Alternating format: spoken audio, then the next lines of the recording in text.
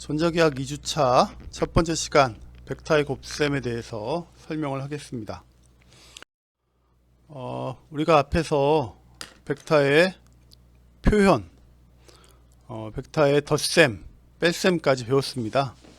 다음에 덧셈, 뺄셈이니까 그 다음은 곱셈이 되겠죠. 하지만 벡터의 곱셈은 우리가 사칙 연산에서 얘기하는 곱하기랑은 좀 많이 다릅니다. 나름대로의 어떤 물리적인 의미가 있고요. 그래서 곱셈도 두 종류가 있습니다. 첫 번째가 결과가 스칼라가 되는 그런 곱셈. 두 번째가 결과가 벡터가 되는 곱셈입니다. 이걸 한글로 내적이라고 부르고요. 이거를 외적이라고 부릅니다. 결과가 스칼라니까 스칼라 곱이라고도 부르고요. 이거는 벡터 곱이라고 부릅니다. 결과가 벡터라는 뜻이죠. 그리고 또 여기가 기호가 점이 있어 가지고 닷 프로덕트, 여기가 크로스가 있어 가지고 크로스 프로덕트라고 부릅니다. 이게 곱하기 표시 같지만 곱하기는 아니에요. 우리가 3 곱하기 4 이꼴 12 할 때 요 곱하기는 크기가 작아요. 근데 벡터를 곱하기 하는 A 벡터 크로스 B 할 때 요 크로스는 크기도 크죠. 그래서 여러분 크게 써야 돼요. 크게 써야 되고, 이런 그 스칼라 곱하고 다르다, 아니 숫자를 곱하는 거랑 다르다라고 이해하면 되겠습니다. 요 마찬가지로 내적의 닷도 좀 크게 찍어야 돼요. 크게 찍어야 됩니다. 그래서 벡터의 곱셈에는 요 두 가지가 있다. 그리고 물론 더 있습니다. 삼중적도 있어요. 3번 곱하는 거죠. 결과가 스칼라겠죠. 결과가 스칼라인 스칼라 삼중적. 결과가 벡터인 벡터 삼중적도 있는데, 요거는 그렇게 깊이 들어가지 않고 요 두 가지를 좀 깊이 들어가도록 하겠습니다. 먼저 벡터의 내적입니다. 내적, 스칼라 프로덕트, 다트 프로덕트, 내적, 요 세 가지 말이 있다고 했죠. 요거의 정의는 곱하기니까 프로덕트가 곱이죠. 곱하기를 의미하는 거니까 곱하기 개념이 들어갑니다. 그 외에 추가로 많이 들어가는데 일단 곱하기 개념. 그래서 A 벡터의 크기, B 벡터의 크기, 값도 스칼라겠죠. 크기만 있으니까. 이것도 크기. 그 다음에 세타 AB는 그 사이각이고, 그거의 코사인을 취한 것 세 가지를 곱한 게 A 벡터와 B 벡터의 내적의 정의입니다. 정의. 그래서 원래 정의는 이렇게 세 개를 표시해야 되니까 등호 세 개를 쓰시고요. 요게 정의식이구나. 내적의 정의식, 이렇게 기억하시면 될 것 같습니다. 자, 요건 정의식이고요. 그 다음에 요걸 한번 우리가 앞에서 벡터를 단위 벡터로 표현하는 걸 배웠으니까 한번 단위 벡터로 한번 곱해 봅시다. 그러면 B는 A 벡터를 단위 벡터로 표현한 값, 그 다음에 B 벡터를 단위 벡터로 표현한 값, 요거의 곱이 되겠죠. 그러면 여기가 성분이 3개, 여기도 성분이 3개니까 총 9개가 나올 겁니다. 대충 그리면 요거부터 시작해서 이렇게 곱하고 또 이렇게 곱하고 이렇게 곱한다면 어떻게 나올까요? AX, BX, AX 단위 벡터 내적 AX 단위 벡터, 그 다음에 AX, BY, AX 단위 벡터, AY 단위 벡터, AZ, AX, BZ, AX 단위 벡터, 내적, AY, AZ 단위 벡터, 이렇게 세 개가 나오겠죠. 자, 다음에 두 번째 것도 한 번, 두 번, 세 번 할 수 있겠죠.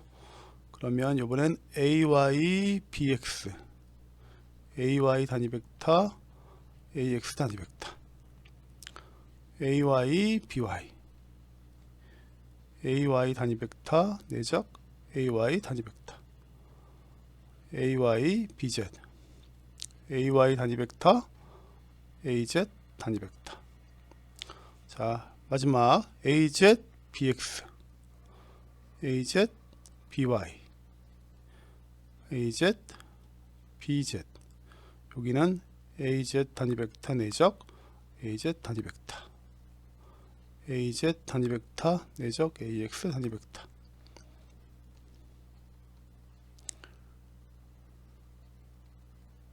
자, 이렇게 9개가 나올 겁니다. 요거를 풀면 잘 보시면 요 단위 벡터의 내적은 여기 크기가 1이고 얘도 크기가 1이고 각도가 같으니까 세타 xy는 xx는 0도가 되겠죠.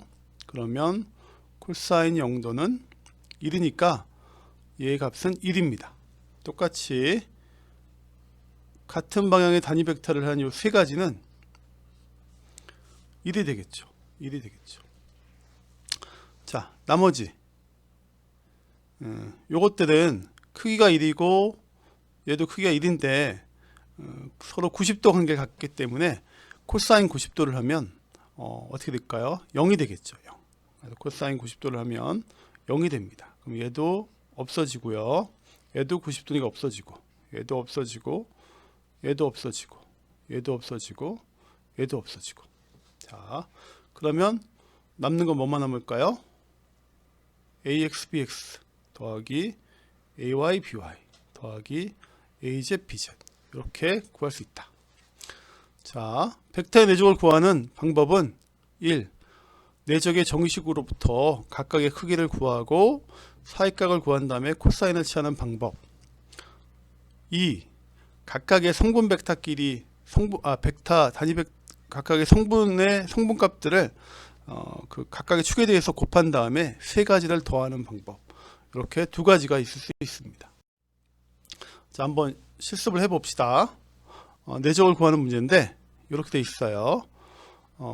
A 벡터, B 벡터가 돼 있고 사이각이 세타 AB가 45도입니다. 45도. 자, 요 벡터 A의 크기는 얼마일까요? 피타고라스 정리에 의해서 3 루트 2가 되겠죠. B 벡터는 크기가 4가 될 거고요. 자, 그러면 이제 알 수 있어요. 정의식에 의해서 A의 크기는 3 루트 2, B의 크기는 4. 코사인 45도는 루트 2분의 1. 세 개를 곱하면 어떻게 될까요? 4, 3, 12, 12가 됩니다. 자, 이게 정의식을 이용하는 방법 첫 번째가 되겠고요. 자, 두 번째, 각각의 성분들을 곱하고 그 세 가지를 더한다. 그러면 각각의 벡터를 성분 벡터로 표현할 수 있어야겠죠. A 벡터는 x축으로 3, y축으로 3, 그렇죠. B 벡터는 x축으로 4, y축으로는 0. 당연히 z축도 0이 되겠죠. 쓰지 않은 것 뿐입니다. 자, 그러면 각각의 성분을 곱해야 되겠죠. 그러면 계산하면 12. 그래서 1번 정의식으로 구하든 각각의 성분을 곱해서 세 가지를 더하든 결과는 같습니다. 그러면 이렇게 구하는 두 가지 방법 가지고 사이각을 구하는 문제라든가 벡터의 크기를 구하는 문제라든가 여러 가지 응용 문제가 나올 수 있겠죠. 자, 내적은 어디 쓰이느냐? 내적은 어디 쓰이느냐? 도대체 어떤 의미가 있길래 이렇게 쓰이느냐? 기본적인 의미가 투영입니다. 투영. 영어로 프로젝션. 우리가 프로젝터라는 게 있잖아요. 그 화면을 어떤 벽에다가 스크린에 투사를 하죠. 투사. 그런 거를 프로젝션이라고 부릅니다. 자, B라는 벡터를 A 벡터에 투영한다. 자, 그림이 있습니다. 여기 B 벡터인데 요게 A 벡터가 이게 스크린이에요. 요걸 여기 빛을 비치면 어떻게 될까요? 빛을 비치면 투영이 돼서 이렇게 보이겠죠. 이렇게 보이겠죠. 요 코사인 세타 AB만큼 작아져서 보인다. 그 벡터의 각도에 따라서 그런 문제를 풀 때 벡터의 내적을 사용한다. 내적을 사용한다. 자, 그러면 이 투영을 구하려면 B 벡터와 그 다음에 A 방향의 단위 벡터, 요 A 방향의 크기가 1인 A 방향의 단위 벡터를 내적을 시키면 됩니다. 그러면 B 벡터의 크기와 코사인 세타 AB가 나오기 때문에 여기서부터 여기까지의 크기를 구할 수가 있습니다. 자, 그래서 벡터의 내적은 투영의 의미가 있고 결과는 스칼라 값이다. 내가 문제를 풀다 보면 이 투영된 B 벡터의 벡터 값을 구할 필요가 있어요. 그럴 때는 요 단위 벡터, 요 A 방향의 단위 벡터만 곱해주면 됩니다. 곱해주면 벡터 값도 구할 수 있다. 구할 수 있다. 실제 뭐 전자기 응용 중에 대표적으로 안테나 문제 같은 게 이렇죠. 안테나가 이렇게 수직으로 세워져 있는데 전파가 같은 방향으로 들어옵니다. 그러면 둘 사이의 사이각은 0도죠. 그러면 어떻게 됩니까? 100% 요 안테나의 신호가 인가가 돼서 잘 뭐 통화나 인터넷이 잘 될 겁니다. 근데 들어오는 벡터의 방향이 그 안테나 방향과 어느 정도 각도를 갖고 있다면 요만큼 작아지게 되겠죠. 작아지게 되겠죠. 그런 문제를 풀 때 아까 1장에서도 저번 주에도 얘기했지만 뭐 태양광에 입사되는 태양빛이 얼마나 효율이 좋으냐 뭐 이런 문제를 풀 때 그 결과가 스칼라인 내적이 필요하다. 내적이 필요하다. 그래서 벡터의 곱셈 내적은 정의식, 뭐 계산식도 중요하지만 물리적인 개념은 투영을 구하는 거다. 그리고 실제 전자기학 문제에서 이런 거를 구하는 경우가 많이 있다 라고 이해해 주시고요. 또 벡터의 어떤 방향의 성분을 구할 때 다시 또 나오게 됩니다. 자, 내적의 성질 기본적으로 교환 법칙이 성립이 됩니다. 이런 법칙이 성립되는지 보려면 왼쪽을 표시하고 오른쪽을 표시해서 같은지 보면 돼요. A 내적 B는 AX, BX, AY, BY, AZ, BZ가 될 거고요. B 내적 A는 BX, AX, BY, AY, BZ, AZ가 되겠죠. 이 두 개는 같은 꼴이니까 교환 법칙이 성립되는구나 라고 증명할 수 있습니다. 마찬가지로 분배 법칙도 성립됩니다. 여기 A 내적에 두 벡터 더한 거를 내적한 거는 각각의 내적을 구해서 더한 거랑 같다. 이것도 여러분이 이렇게 세 개 벡터를 성분 벡터로 표시한 다음에 세 개가 같은지를 한번 꼭 증명을 해 보세요. 증명을 하시면 아마 확실하게 더 성립된다는 것을 이해할 수 있을 것입니다. 자, 여기까지가 벡터의 내적이고요. 다음으로 벡터의 외적으로 넘어가겠습니다. 외적. 자, 벡터의 외적은 결과가 벡터 값인 벡터적, 벡터곱 뭐 이렇게 부르고요. 요 가운데가 크로스 표시가 있기 때문에 크로스 프로덕트라고 부른다. 이름이 다 세 가지 있는 거예요. 세 가지씩 이름이 있습니다. 자, 일단 벡터의 외적, 저는 외적이라고 부르겠습니다. 외적의 정리를 볼게요. 자, A 크로스 B는 자 A의 크기 곱하기 B의 크기. 자, 세타 AB 구하는 건 똑같은데 여기에 내적과 다르게 사인이 들어갑니다. 내적은 코사인, 외적은 사인. 이렇게 이해하시면 돼요. 특별한 거는 얘는 결과가 벡터이기 때문에 벡터의 그 벡터를 만들어주는 단위 벡터가 곱해져야 되는데 이 벡터는 A 벡터와 B 벡터와의 그 수직이 됩니다. 수직이 되고 오른나사 법칙에 의해서 A 벡터와 B 벡터가 있을 때 A 벡터를 B 벡터로 손을 감아줬을 때 그림을 잘 못 그리지만 손을 감아줬을 때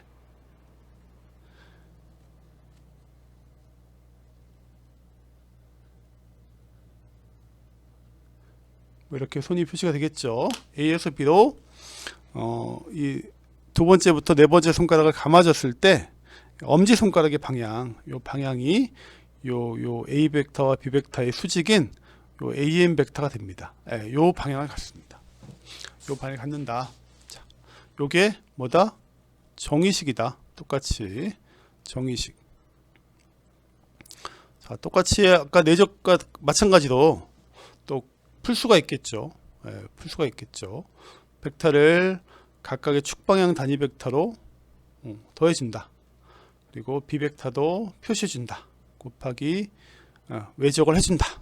외적을 해줍니다.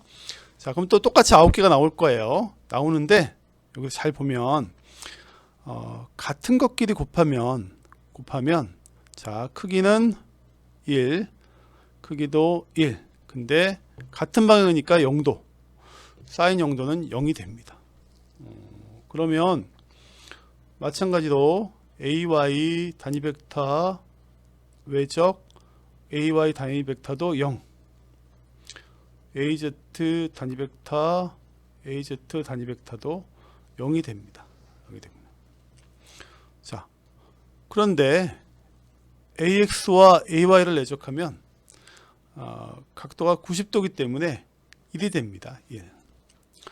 근데 요 AM 벡터가 AX가 있고요. AR가 있을 때 이쪽으로 돌리면 어떻게 됩니까?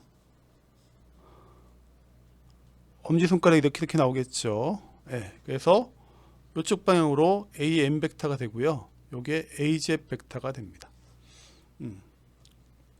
자, 그럼 여기가 AZ 벡터가 되겠죠. 네, 자. 근데 이걸 거꾸로 Y에서 X로 한다면 요거는 마이너스 AZ 벡터가 나옵니다. 그렇죠. 요거를 이렇게 될 테니까 요거랑 반대죠. 그래서 마이너스 AZ 방향에 나온다. 자, 그래서 외적은 내적과 다르게 요 방향에 되게 주의해야 된다라는 겁니다. 그래서 요거를 쉽게 표현하는 방법이 있어요. 쉽게 표현하는 방법이 이렇게 행렬로 표현하는 겁니다. 행렬로 표현하는데 여러분 행렬에 익숙하지 않을 테지만 몇 번 써보면 아마 외우실 겁니다. 맨 여기가 행이에요. 1행, 2행, 3행, 여기가 1열, 여기가 2열, 여기가 3열이 됩니다. 그래서 여기다가 AX를 써주고요.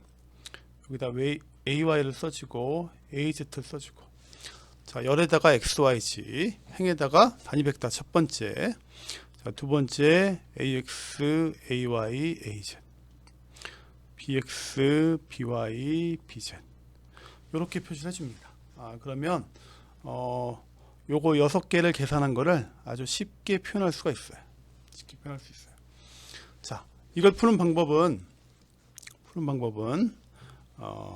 먼저 자, 여기부터 시작을 합니다. 여기부터 시작을 해가지고 나머지 4개를 써줍니다.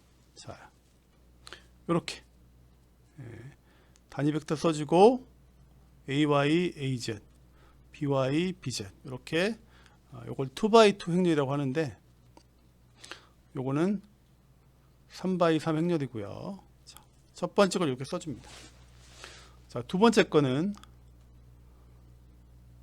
얘를 이용하는데 첫 번째 건 플러스, 두 번째 건 마이너스, 세 번째 건 다시 플러스로 표시해 줍니다. 여기가 첫 번째가 플러스 AX 써주고 나머지 4개. 자, 두 번째는 마이너스 AY 써주고 나머지 4개니까 어떻게 돼요?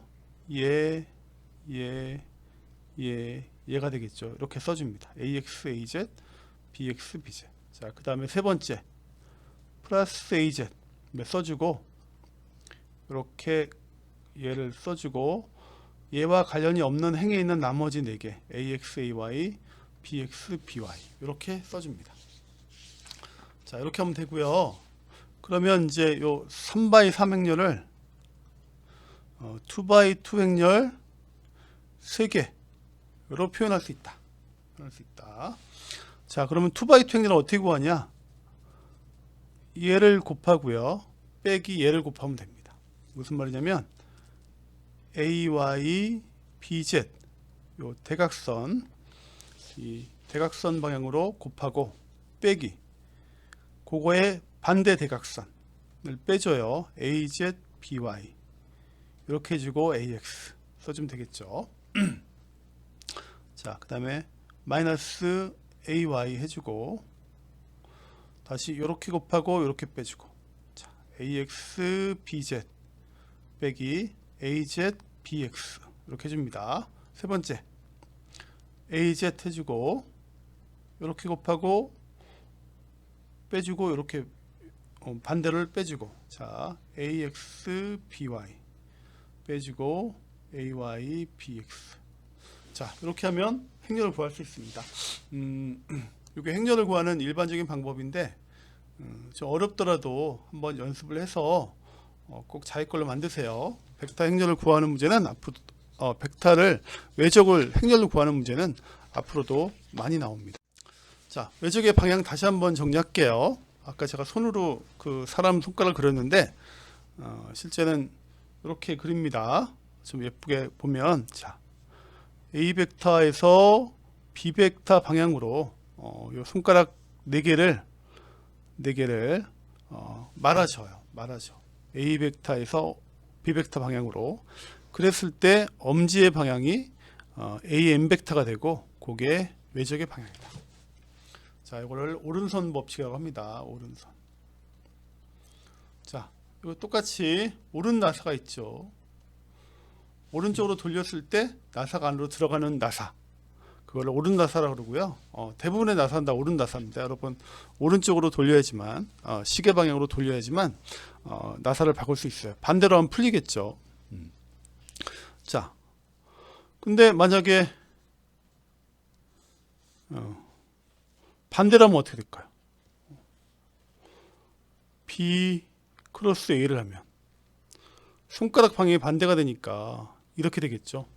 그래서 A 크로스 B와 B 크로스 A는 방향이 반대입니다. 그래서 교환 법칙이 성립되지 않아요.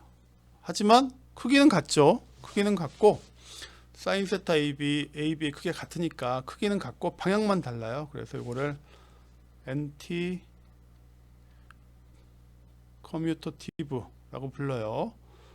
교환 법칙은 성립하지 않는데 반교환 법칙은 성립한다. 특별한 그런 특성을 갖고 있습니다. 자, 한번 문제를 풀어보겠습니다. 네, 풀어보겠습니다. 자, 또 내적처럼 두 가지 방법이 있겠죠. 정의식을 위해서 구하는 법. 자, A 벡터의 크기, B 벡터의 크기를 구하고 세타 AB를 구한 다음에 사인을 취하는 거. 그 다음에 거기에 수직인 방향을 구한다. 자, 먼저 AM 벡터를 구해 볼게요. 일단 A 벡터가 3AX 3AY입니다. B 벡터는 4AY고요. 그러면 B에서 A로 손가락을 감아지면 이렇게 나오겠죠. 네, 그래서 방향은 AZ 방향에 나온다. AM 벡터는 AZ 방향에 나온다. 자, A 벡터의 크기를 구했더니 3, 3이니까 3루트 2. B 벡터는 4. 그리고 사이각은 45도니까 루트 2분의 1 이렇게 구할 수 있습니다. 자, 그러면 3개를 곱해서 AN까지 넣어주면 결과는 12AZ라는 결과가 나옵니다. 아까 내적하고 다르게 단위 벡터가 곱해졌죠. 자, 이게 외적의 정의식을 쓰는 방법. 자, 그 다음에 두 번째 그 행렬식으로 쓰는 방법. 행렬로 표현하는 방법. 자, 맨 위에다가 AX, AY, AZ를 써주고, 그 다음에 두 번째는 A 벡터 세 가지 성분을 써주고, 맨 밑에다가 두 번째 B 벡터의 세 가지 성분을 써준다. 써주면 어떻게 될까요? 이렇게 되겠죠. AX, AY, AZ 330, 040 이렇게. 자, 그럼 처음에 뭐부터 한다고 그랬어요? 얘부터 한다고 그랬죠. AX 벡터에 나머지 4개 3040 이렇게 행렬로 표시해 줍니다. 자, 그 다음에 마이너스 AY 두 번째 건 플러스 마이너스 플러스예요. 마이너스 AY 행렬로 요거랑 관련 없는 나머지 3000 더하기 AZ 플러스 나머지 4개 3304. 자, 그러면 얘는 얘 곱하도 0, 얘도 0. 0 빼기 0은 0. 그쵸? 얘도 0 빼기 0은 0. 자, 얘는 3, 4, 12. 12 빼기 3 곱하기 0이니까 0. 12에 AZ가 나옵니다. 그래서 두 개 행렬로 표현하는 거랑 정의식으로 표현한 거랑 두 가지 결과가 같다라는 거를 꼭. 자, 외적의 성질. 자, 아까 얘기한 것처럼 교환 법칙이 성립되지 않아요. 성립되지 않는데 크기는 같고 방향만 반대니까 이렇게 성립이 됩니다. 자, 반교환 법칙은 성립한다. 자, 그 다음에 결합 법칙도 성립하지 않습니다. 성립하지 않아요. 그래서 여기가 실제 해보면 다릅니다. 다릅니다. 그래서 두 개가 성립하지 않는다. 기억해 주시고요. 근데 특이하게 분배 법칙은 성립이 됩니다. 성립돼요. 이렇게 되는 거는 요거의 내적, 요거의 내적. 이게 성립된 이유는 더하기가 성립되기 때문에 그렇습니다. 더하기가 성립되기 때문에 그렇고요. 그냥 요 교환 법칙과 결합 법칙은 해보면 성립되지 않습니다. 벡터를 한번 표시하신 다음에 좌측과 우측이 달라지는 것을 확인함으로써 또 유도할 수 있습니다. 자, 여기까지가 이제 벡터의 내적에 대해 성분을 드렸고요. 그 다음 절은 벡터의 성분입니다. 벡터 성분.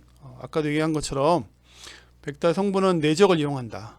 그래서 투영, 프로젝션한 개념을 이용한다 라고 말씀드렸고요. A 벡터를 B 벡터로 투영한다, 투사한다. 우리 스크린을 생각하면 돼요. 스크린을 생각해서 이쪽 방향으로 바라봤을 때 얼마만한 크기를 갖느냐. 자, 요거를 A 벡터의 B 방향의 성분이라고 표시해서 AB라고 표시합니다. AB. 요 AB라고 표시한 거는 A 벡터를 B 방향의 단위 벡터랑 내적한 거고, 그거는 A 벡터의 크기에다가 콜사인 세타 AB를 곱한 거랑 같다. 자, 근데 AB가 벡터로 표시할 수도 있어요. 벡터로 표시하면 아까 그 AB를 구했죠. 이건 크기예요, 크기. 여기다가 B 방향의 단위 벡터를 곱해주면 AB 벡터의 AB의 벡터가 됩니다. 그래서 이렇게 벡터로 표시하고요.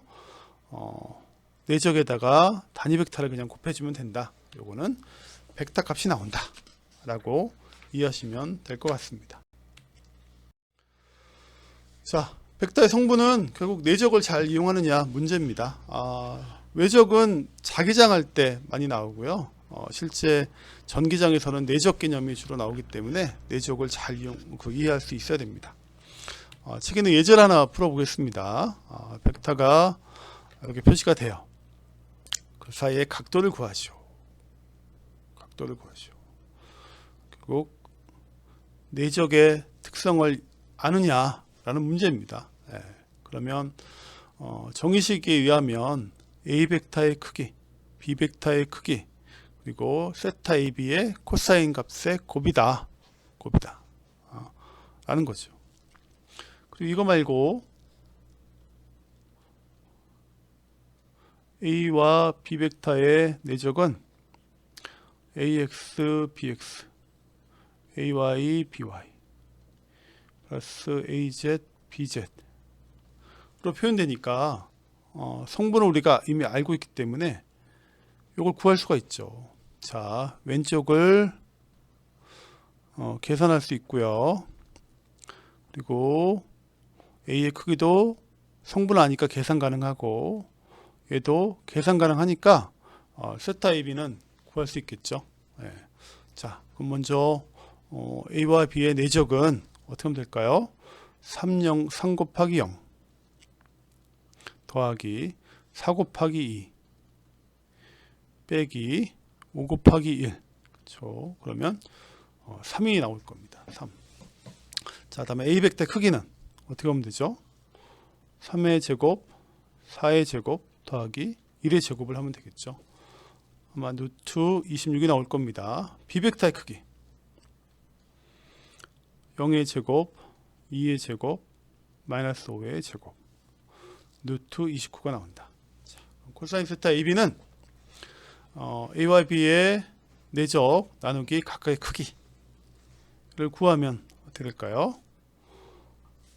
3, 분자는 3, 분모는 루트 26, 루트 29 계산해 보면 0.1092가 나온다고 합니다. 그러면 세타 AB는 어떻게 하면 될까요? 코사인 마이너스 1에 0.1092를 구하면 되고요. 이럴 때 전자계산기를 이용해서 문제를 풀면 당연히 각도가 나올 겁니다. 여러분 그 전자과에서 전자계산기가 필수인 건 아시죠? 특히 전자기학 문제는 이런 루트라든가 코사인, 사인, 또 뭐 행렬식 이런 게 나오기 때문에 여러분 전자계산기를 꼭 사용해 주시기 바랍니다. 자, 책의 예제 1.5번을 풀겠습니다. 1.5번 문제가 여러 개 좀 복잡하죠.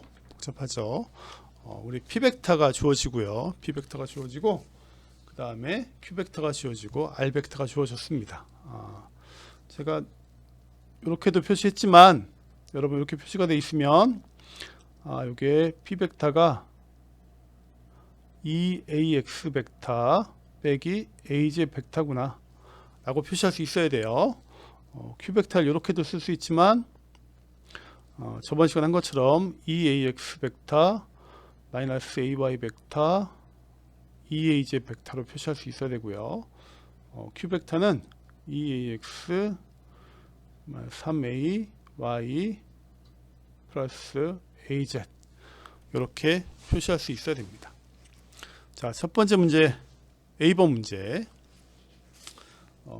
P 플러스 Q 벡터를 하고 그 다음에 P 빼기 Q 벡터를 한 다음에 외적을 취하는 문제입니다.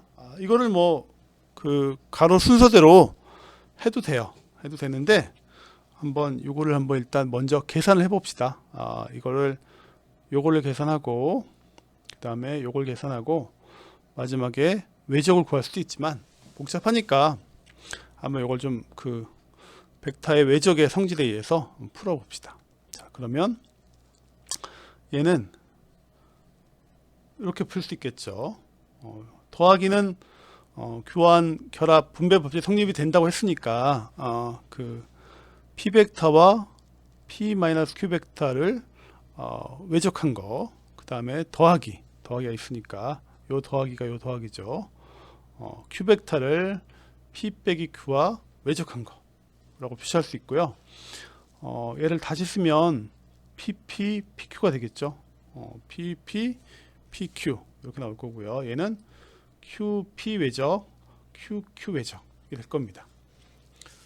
잘 보시면 같은 것끼리 외적하면 사이각이 세타 PP는 0이니까 당연히 0이죠. 사인 0도 0이니까.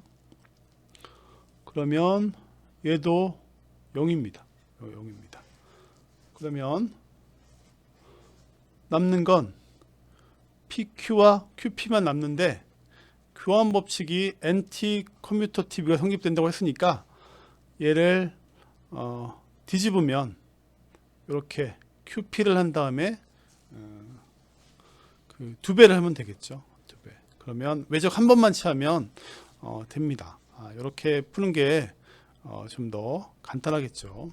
자, 그러면 Q 벡터와 P 벡터를 행렬로 표시해야 되겠죠.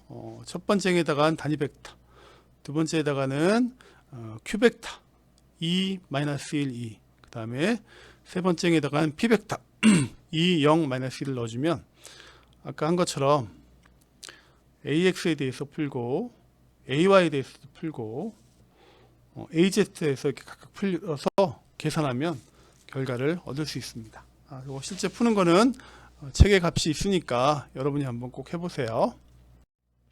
자, 그 다음 문제. B번을 한번 풀어보겠습니다. B번은 뭐 그렇게 어렵지 않죠. 어떻게 하면 될까요? 자, 표시는 이렇게 되어 있지만 얘를 먼저 계산을 만약에 한다고 쳤을 때 얘는 스칼라 값이 됩니다. 내적의 결과는 스칼라니까 스칼라와 벡터를 외적할 수는 없죠. 이거는 불가능합니다. 그럼 어떻게 해야 될까요? 먼저 R하고 P를 먼저 외적을 취한 다음에 Q랑 곱하면 된다. 그래서 이것들을 실수하지 않고 할 수 있느냐라는 게 문제입니다. 어떻게 하면 될까요? Q E-1, 2 내적, 그 다음에 R AX AY AZ 써주고 R 벡터가 E-3, 1 P 벡터가 E, 0, -1이니까 요걸 먼저 구한 다음에 그 다음에 요거랑 내적을 취하면 값을 구할 수가 있습니다. 자, 10번 문제도 뭘 먼저 하면 될까요? 외적을 먼저 해야 되겠죠. 그래야지만 문제가 풀어집니다. 왼쪽부터 하는 게 아니에요. 그래서 가능한 걸 먼저 하고 그 다음에 내적을 구하면 B번 문제랑 10번 문제를 구할 수가 있습니다. 자, 다음에 D번 문제. Q와 R 벡터의 세타의 사인 값을 구하는 문제예요. 사인 세타 QR을 구하는 문제입니다. 그럼 뭐예요? 사인은 외적과 관련되니까 Q 벡터와 R 벡터를 외적을 취하면 Q 벡터의 크기, R 벡터의 크기의 사인 세타 QR이 되겠죠. 네, 그러면 요걸 없애기 위해서 얘를 내적을 취하면 이렇게 구할 수 있겠죠. 그러면 사인 세타 QR은 Q 벡터 외적, R 벡터의 외적을 구한 거의 크기 나누기 Q 벡터의 크기, R 벡터의 크기를 각각 구해서 나눠주면 된다. 그러면 사인 세타 QR을 구할 수 있다. 라는 문제입니다. 자, 이거 잘못됐네요. 여기 F번 문제입니다. F번 문제. QR의 수직인 단위 벡터를 구하시오. 자, 똑같이 외적이겠죠. 외적.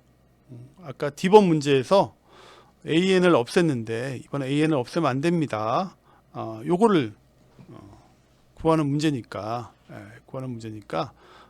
요 벡터를 구하는 문제니까 없애지 말고 요 세 가지를 넘기면 되겠죠. 이제 넘겨서 나눠주면 구할 수 있습니다. 단 주의할 거는 수직인 벡터는 두 개가 있어요. AN 벡터도 있지만 마이너스 AN 벡터도 있으니까 다 구한 다음에 플러스 마이너스를 해주면 된다 라는 거고요. 자, 마지막 지번 문제. 지번 문제 뭐죠? P 벡터의 Q 방향의 투영인데 벡터 표시가 있으니까 투영된 벡터입니다. 자, 그러면 P 벡터가 있고 Q 벡터가 있을 때 얘를 투영한 요 크기, 요게 PQ죠. 여기다가 Q 방향의 단위 벡터를 곱해주면 P 벡터의 Q 방향의 투영된 벡터를 구할 수 있습니다. 자, 이렇게 해서 예제 1.5 같이 다 한번 풀어봤습니다. 실제 값은 여러분이 꼭 한번 실제 계산까지